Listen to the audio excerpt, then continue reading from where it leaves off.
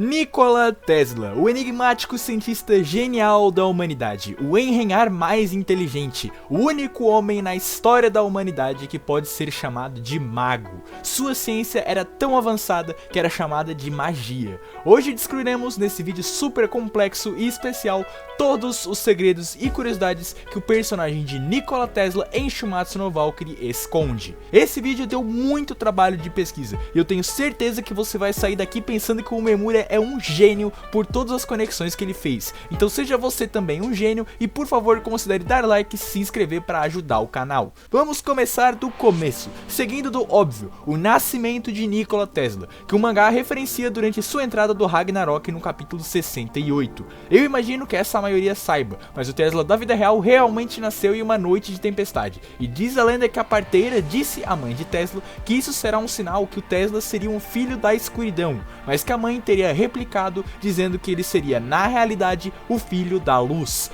um dos títulos de Tesla no Ragnarok. Seguindo para sua infância, uma coisa muito importante do flashback do Tesla é a sua relação com o seu irmão Danny, que obviamente também aconteceu na vida real. No caso, Danny morreu em um acidente de cavalo quando Tesla tinha 5 anos, com o pequeno vendo o acidente com seus próprios olhos. O mangá mudou de um acidente de cavalo para um acidente com os raios, para uma rima poética, mas o fator do cavalo se manteve, como vocês conseguem ver ali na história. Eu vi algumas fontes dizendo que foi o próprio Tesla que causou esse acidente sem querer, assustando o cavalo que o Danny estava, mas assim como vocês já vão notar no vídeo mais vezes, não temos uma confirmação exata desse fato, só um rumor bem do esquisito. E existem alguns relatos e biografias do Tesla que constam que ele achava o seu irmão Danny mais talentoso e prodigioso que ele, apesar de novo, não termos certeza sobre isso. Mas chega de falar da infância do Tesla, vamos para o que interessa, suas bobinas. Tesla tem como grande símbolo suas bobinas, tanto no portão da sua entrada quanto em sua armadura. As bobinas são símbolo de poder do Tesla, e não é à toa, afinal as bobinas são de uma das grandes invenções de Nikola Tesla, sendo um transformador ressonante capaz de gerar uma tensão altíssima de maneira simples e fácil. Ela funciona por meio de uma alta tensão em alta frequência que pode gerar um campo elétrico alto o suficiente para ionizar o ar, e uma vez que a ionização se inicie, ela se propaga na forma de faíscas elétricas. É claro, eu não vou explicar o funcionamento exato de uma bobina de Tesla, até porque eu não sei bulhufas disso, mas é óbvio que a conexão entre as bobinas, eletricidade e Nikola Tesla. E por falar em eletricidade, rumando para os golpes do Tesla, todos muito baseados no seu Pulse Plasma Punch, baseados em plasma. O que é plasma? Bom, resumindo, plasma é o quarto estado da matéria, juntamente com físico, líquido e gasoso, e ele é formado quando uma substância no estado gasoso é aquecida até atingir um valor tão elevado de temperatura que faz com que a agitação térmica molecular supere a energia de ligação que mantém os elétrons em órbita do núcleo do átomo. Os elétrons então acabam se soltando e o plasma surge, uma massa disforme eletricamente neutra e formada por elétrons e núcleos desassociados. Como um dos itens mais identificados com o plasma, temos o globo de plasma, um recipiente de vidro transparente cheio de gases nobres, ou seja, que apresentam baixa reatividade. E esse globo contém um elétrodo de alta tensão no centro do recipiente. Quando a tensão é aplicada, um plasma é formado dentro do recipiente. Os filamentos de plasma estendem-se do elétrodo interno ao isolador do vidro externo, dando a aparência de múltiplos feixes constantes de luz colorida, como vocês conseguem ver aí na imagem, transformando esse globo em um grande objeto de decoração. E adivinha quem foi o criador do globo de plasma? Isso mesmo, Nikola Tesla, que o inventou durante um experimento com correntes de alta frequência em um tubo de vidro. O cara era um gênio brutal. E por falar em gênio, o Tesla da vida real falava 8 idiomas. Sim, ele era poliglota e falava sérvio, tcheco, inglês, francês, alemão, húngaro, italiano e latim. Desses idiomas, somente o sérvio e o tcheco não foram falados pelo Tesla do mangá. Todas as outras foram faladas por ele de alguma forma, normalmente nos seus momentos no, nen, nein. Partiremos então para as crenças do gênio enigmático Nikola Tesla, começando com a sua estranha obsessão por pombos. Sim, quem conhece já tá ligado, mas o Tesla era bizarramente entusiasmado por pombos. As lendas até dizem que no final da sua vida ele se apaixonou por uma pomba branca. Pra vocês terem uma noção, na época que ele morava em Nova York, mais pro final da vida dele, ele passava horas por semana alimentando pombos no parque e várias vezes levava pra casa todos os que estavam feridos para que ele pudesse cuidar dos pombinhos. Muitas vezes ele mantinha as janelas abertas na suíte do hotel em que morava para os pombos poderem visitá-lo quando eles quisessem. Quanto àquele caso dele se apaixonar pela pomba, tem uma aspa dele sobre isso que é loucura, saca só. Abre aspas, eu amei aquela pomba como um homem ama uma mulher, e ela me amou. Enquanto eu a tive, havia um propósito pra minha vida. Cara, ele é maluco, cara.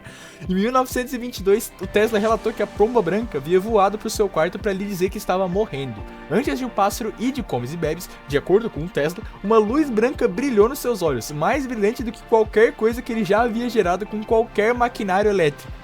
Tesla ficou com seu coração partido com a morte dela e disse aos amigos que, naquele momento, ele sentiu que o trabalho da sua vida havia terminado. E obviamente Schumacher faz referência a essa peculiaridade esquisita do Tesla ao dar a ele um pombo mecânico que a gente até vê ele construindo no flashback dele. E por falar em coisas malucas que o Tesla acredita, vamos para aquilo que ele acreditava ser o significado de tudo na existência, a Vortex Math. Esse quem acompanha o canal avidamente já tá ligado porque eu fiz um shorts bem antigo falando sobre isso, mas em resumo, ele tinha um certo afinco pelo número 3, mais especificamente pelos múltiplos de 3, e dizia que eles seriam a chave para o universo. Essa é a teoria chamada hoje de Vortex Math, esse sistema de números que explica a essência da forma como uma esfera com um vórtice. Essencialmente, esse padrão repetido de números define um vórtice que seria a estrutura mais profunda do universo, e a chave para compreender toda a matemática, toda a física, toda a metafísica, toda a medicina, toda tudo. É o padrão fundamental de tudo e ao compreendê-lo você pode fazer absolutamente qualquer coisa. O próprio Tesla já comentou sobre isso com algumas famosas aspas. Se você soubesse a magnificência de 3, 6 e 9, você teria a chave do universo. Além disso, ainda seguindo a toada dos múltiplos de 3, ele acreditava que o trio energia, frequência e vibração eram a chave para o universo. Se você quer descobrir os segredos do universo, pense em termos de energia, frequência e vibração. Talvez esse aspecto de vibração seja a peça que inspirou os autores a darem os poderes de vibração para o Bell, além de, claro, as asas de uma mosca. Meu cérebro é apenas um receptor. No universo existe um núcleo de onde obtemos conhecimento, força e inspiração. Não penetrei nos segredos deste núcleo, mas sei que ele existe. Tem bastante referência aos números múltiplos de 3 de Tesla em Shumatsu. Pra ser bem sincero, essa é a referência mais perceptível do mangá pro cientista. As senhas da base científica da infância do Tesla eram 3, 6 e 9, os ditos número que Deus ama, fazendo referência à chave deles para o universo. Além disso, o tamanho da zona gemática é 9,63 metros quadrados e o Tesla Warp precisa de 63 segundos para recarregar. Para vocês terem uma ideia, o portão do Tesla aparece pela primeira vez no capítulo 30, múltiplo de 3, e o Tesla em si aparece pela primeira vez no capítulo 66, também múltiplo de 3. E falando em crença, vale comentar também de um mito que o Tesla não acreditava na gravidade, e que era um grande rival da relatividade de Einstein. Bom, não era bem assim. Pelo que eu pesquisei, não existe nenhum documento que diz que o Tesla não acreditava em gravidade. Isso é até meio louco de se afirmar. E ele também não era nenhum rival hediondo do Einstein. Ele via no velho um grande gênio, mas claro, discordava da sua teoria da relatividade. A teoria específica de como funcionava a gravidade na visão do Tesla, assim como quase tudo que eu comentei até agora, também não está muito bem documentada ou elaborada nos seus trabalhos publicados. Os seus escritos e palestras sobre o assunto são frequentemente enigmáticos e basicamente carecem de explicações matemáticas ou cientificamente detalhadas. Tesla afirmou que a sua teoria de gravitação se baseava em princípios eletromagnéticos e no conceito de vibração ou ressonância, o que, claro, pode ser referência ao fato que ele acessa seu sistema antigravidade por meio da eletricidade da zona gemátria.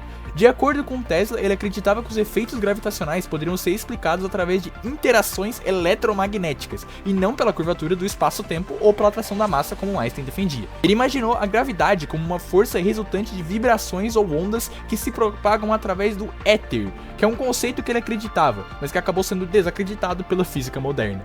E já falando de antigravidade, vamos para a enxurrada de invenções que o mangá referencia, começando, é óbvio, com a sua máquina antigravidade, que, pasmem, também é bem enigmática. Alguns relatos bem duvidosos dizem que ele fez uma planta para uma máquina antigravidade que seria movida pelo aéter, a mesma coisa que o éter, uma energia que cerca todos, e teoricamente seria esse aí o design dela.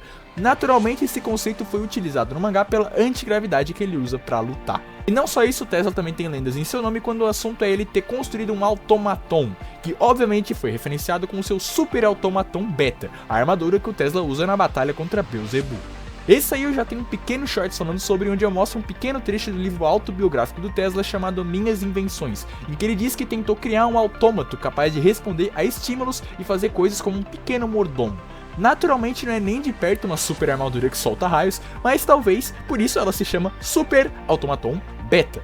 E agora, para fechar as magnânimas invenções de Tesla, vamos direto para o capítulo 71, onde o mangá nos mostra algumas das invenções de Tesla que supostamente ele teria feito. Super armas científicas. Começando com essa da direita, a máquina de fazer terremotos, que sim, existiu de verdade, mas não como a gente pensa. Na verdade, quando falamos de máquina de fazer terremotos, nós falamos de uma invenção real do Tesla, o oscilador eletromecânico de Tesla, que é nada mais que um gerador elétrico movido a vapor.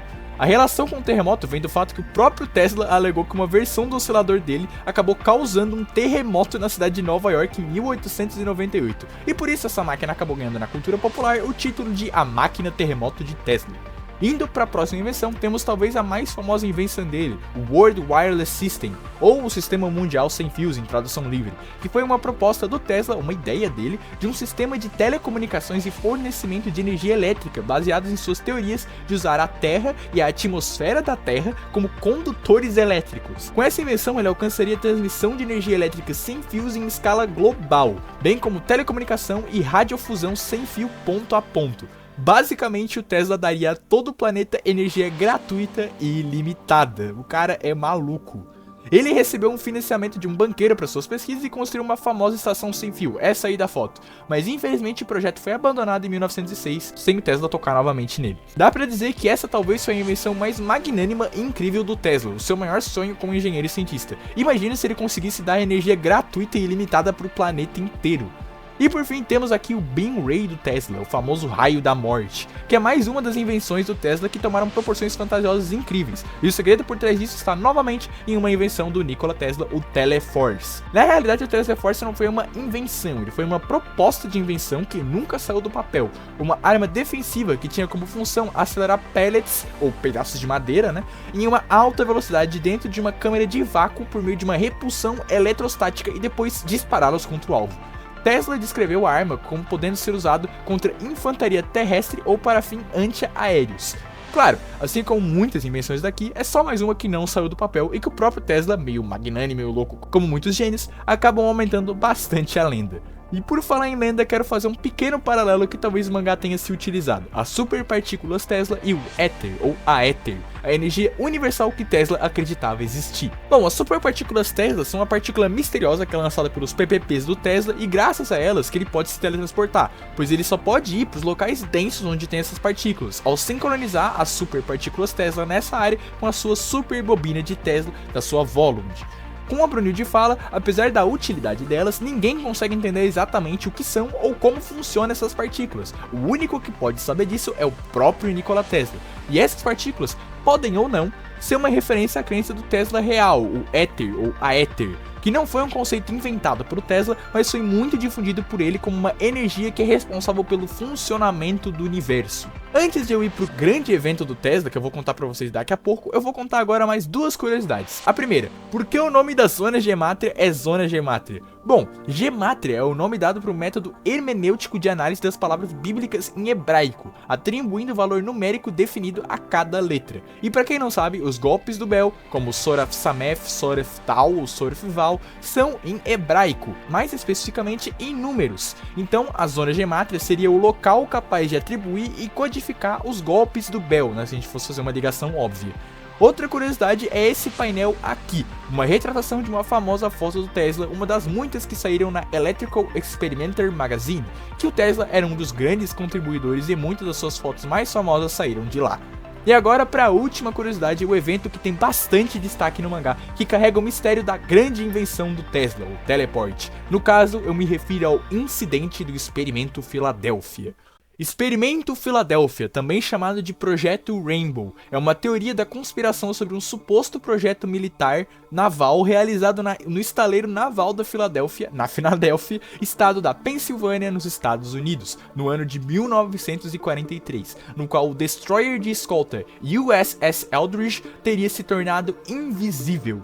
Essa experiência teria sido a tentativa de aplicar militarmente uma teoria científica da época, a teoria do campo unificado, um termo cunhado por Albert Einstein para um tipo de teoria que seria capaz de descrever a interação entre as forças que compõem a radiação eletromagnética e a gravidade. Tá, o que isso tem a ver com Tesla? Bom, o projeto Filadélfia é uma coisa enigmática por si só, e falando de ciência, ou pseudociência, é natural que uma hora ou outra isso se conecte com as invenções malucas de Nikola Tesla. Bom, a realidade é que não foi só o Einstein, mas também o Tesla, um dos que supostamente indicaram para o governo a possibilidade de deixar algo invisível por meio da tal teoria do campo unificado. Por isso, em 12 de junho de 1943, a Marinha preparou 7 bobinas Tesla gigantescas e as transportou para o USS Eldridge. O navio desapareceu completamente por cerca de 7 minutos. Quando o navio reapareceu, a maioria dos 67 homens a bordo estavam bem.